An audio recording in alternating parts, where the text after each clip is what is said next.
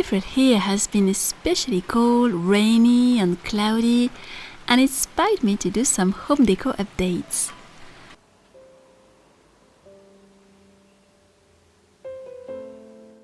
I arrived in this apartment in 2017 after living for 15 years in a one-room apartment, and I promised myself that now that I lived in my dream home, I would turn it little by little, year after year, into a beautiful fairy tale castle.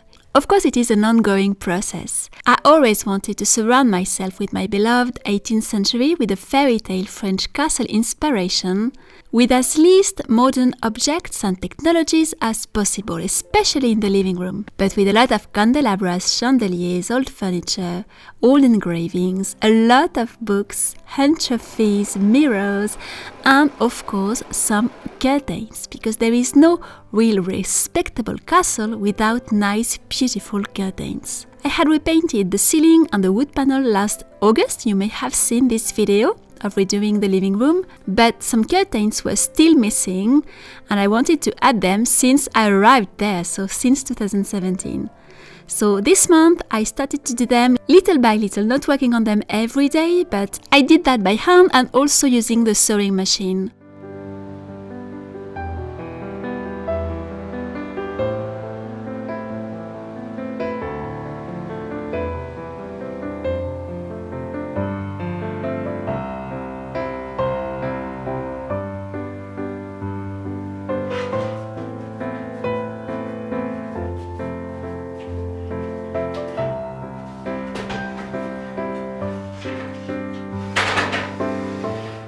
I wanted some fabric sort of ribbons to attach them and a lining so that they would be completely opaque, not translucent at all, and of course would add some warmth in winter and would be completely opaque by nighttime. That was really the idea here. It's not some light translucent curtains that I wanted.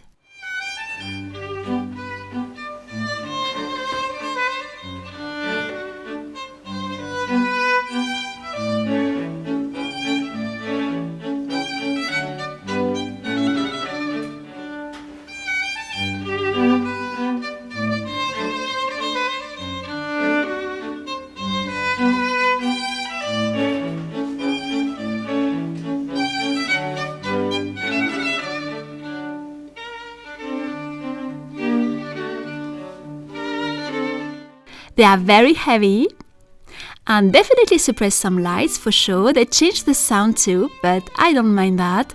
I will see in the future if I had a second one for each window, maybe with another fabric which could match.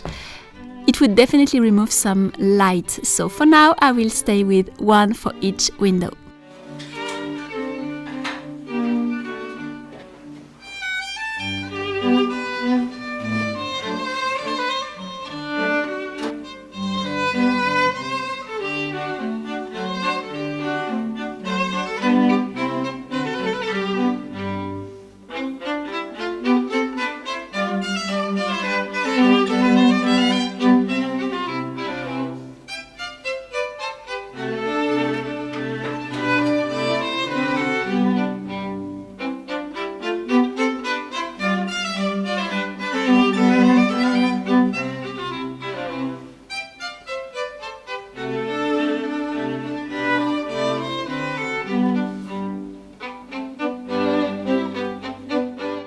I think curtains give instantly a more comfortable, cozy, cheerful touch to a room. It really dresses a room and adds some grandeur and majesty.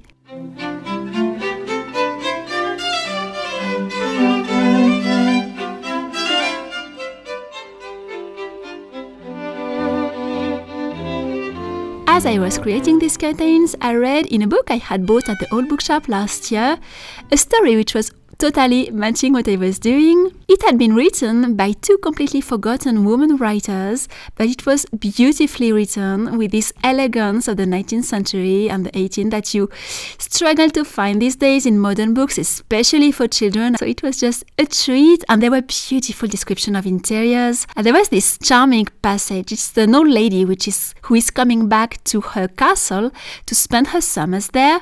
She had ignored her castle for 10 years and she's back. and it says, after her passage, the rooms took back a more comfortable and intimate aspect in the parlor. The open book, the knitting in the basket, the glasses told the dreams of these warm afternoons of July. I love descriptions of home and houses and interiors in books.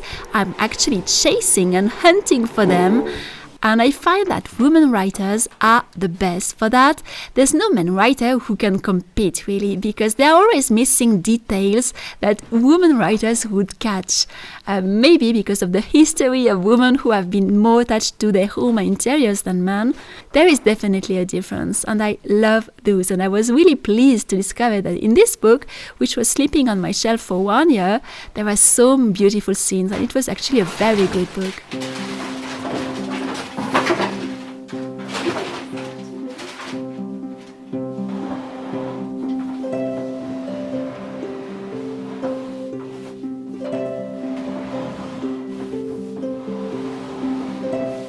After adding the curtains, I thought it would be fun to change the bookcase I had in the studio and put it in the living room, and adding the desk from the living room in the studio.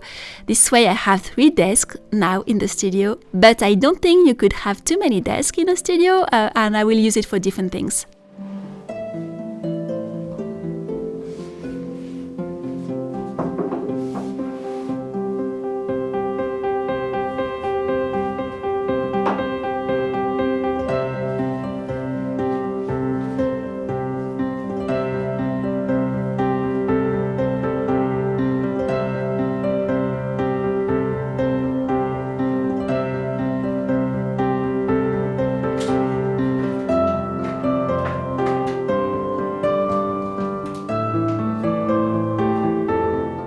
I also wanted to change the little trumeau I had above the mirror. I couldn't keep the one which I made for the winter season, so I did quickly a springish 18th century style one with my paint and pastels.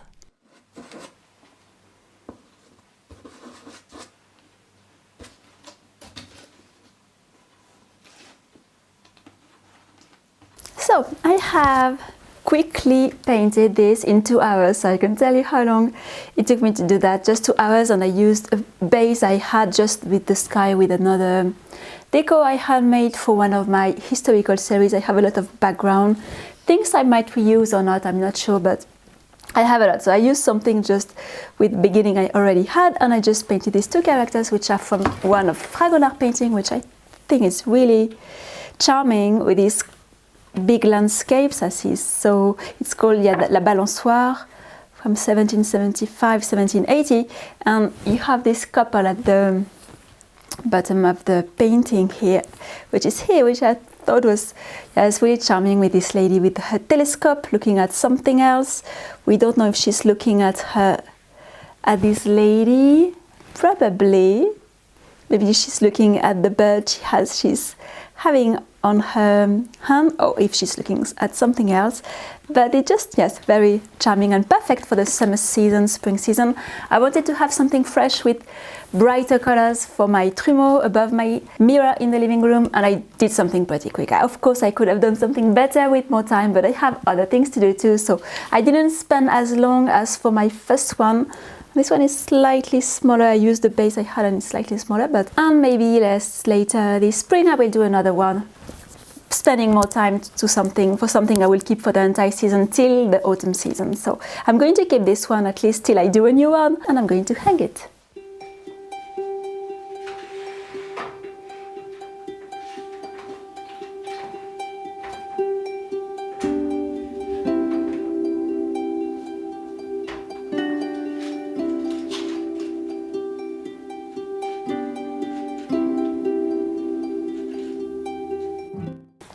So here is my spring summer trumeau for now, until I do another one better. I did it quickly. I could have spent way longer on this one, but I have other things to do for my work. At least it gives a bit of spring atmosphere to the room, because for now it's very rainy, very dark. We had a very dark April, and I'm happy of this contrast of color with the bright green and red, which changes from the past one I did for winter.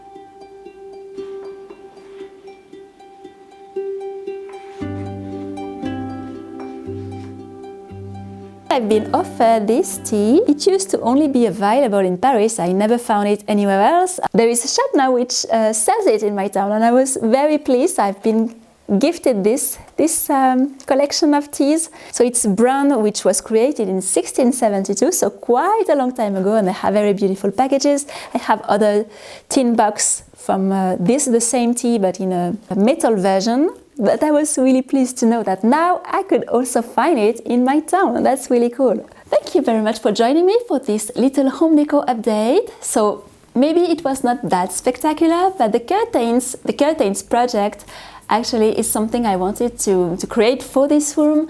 Since I arrived in 2017, I have already completed the curtains of my bedroom and the studio, but I didn't do it for the living room yet. And I'm really happy, and I hope you enjoyed this little update. As you can see behind me, and now that I have changed the bookcase which came from the studio here, and the third desk which came back in the studio, and I'm happy I've done that. I think it's going to be really helpful for all the different work I'm working on to have a third desk. Also for all of the work I'm doing on the computer or writing. So I'm really happy I have it here, but I need a second shelf, which hopefully I will find in the upcoming weeks and months. Now, if you are like me and you like to live like a princess in her fairy tale castle, what are your projects to add a bit of fairy tale castle touch to your home in the future? Do you plan to add some nice curtains, some candelabra, some chandeliers, some rugs, change your wallpaper, add some wallpaper, add some anchovies, add some nice baroque mirror? What else? There are so many things you can add to add a nice fairy tale touch. I think curtains, even if you don't have very big windows, they always add something, like all the way you can play with the fabric, or even not only for windows but also to ornate walls or doors or around doors. It's really nice. I have few other parts in the home I plan to use some sort of curtains, even not only for windows. In my corridor, especially in the entrance hall, I plan to add a bit of dramatic effect with some curtains. So let me know if you have some projects like that, or if you have already started to change a bit your home to add a bit more magic to it. And I think it doesn't matter if you live in a rather modern home, modern apartment, modern house, or a small one. I lived in a one-room apartment for 15 years, so now I have more space, it's true, but I know exactly what it is to live in a small space where, when all my friends, everybody around me was living in big houses, were buying big houses, big apartments. It was not my case. I had my small home, and now I totally enjoy, and I'm very grateful to have and to own this home. But before that, I had something very, very small to play with, and I still did my best to have the most magical decor I could around me.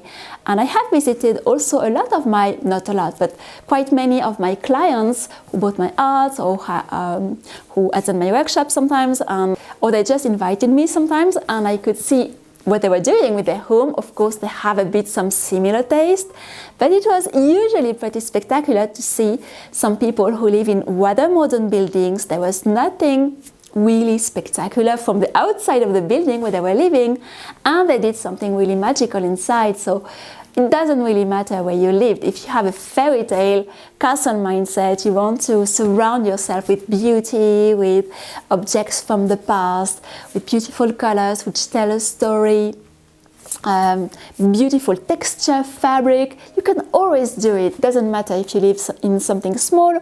I lived in something small, and I put some fabric all over my walls. If you have watched by accident maybe some videos I made around 2016, 2017, they're still on my channel, and you see a tiny bit of my decor. And I think I did really what I could to be surrounded by magic, even in this little tiny apartment.